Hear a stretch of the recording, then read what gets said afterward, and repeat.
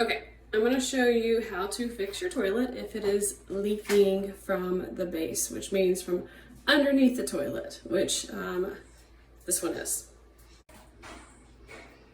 As you can see, there is water coming out the back here, and so that means it is leaking from underneath here where the wax ring is. So first thing you do is you need to get all the water out. So turn off the water at the back, flush it a few times.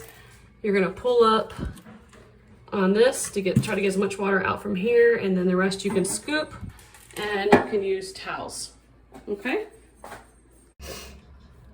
Next, you take these off, and I have an 11mm wrench to undo those.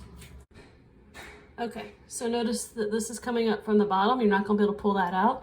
This is what the toilet base is sitting on. So the next biggest thing is that you're gonna have to work this toilet off the wax ring, kind of moving it and shimmying it around, and have a piece of cardboard and some extra towels because you're gonna set it on this cardboard. You also need a towel to put where the wax ring is, so all of the nastiness from the sewer does not come stink up your place. And make sure you disconnect your water line as well. Otherwise your toilet's not going anywhere. Okay, I have now removed the toilet. You can see that the wax ring is pretty bad. It's not even holding anything in, and you can see all the dirtiness. So I'm gonna clean this up first, and then I'm gonna replace the wax ring. As you can see, this is the old wax ring. I just popped it up. That's all I did. Okay, so I just picked up a new wax ring at the hardware store, and then you just pop this plastic off so that you can get to the ring. So wear some gloves because it's kind of gross.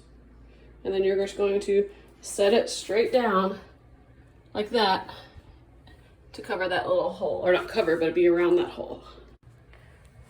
Okay, see, so make sure it's pointed downwards. Don't have that middle part going up. You want it going down because the water's gonna flow down. So see, just kind of center it around that hole. Super easy. And now the hardest part is putting the toilet back on top of it and lining it up with the screws that are sticking up.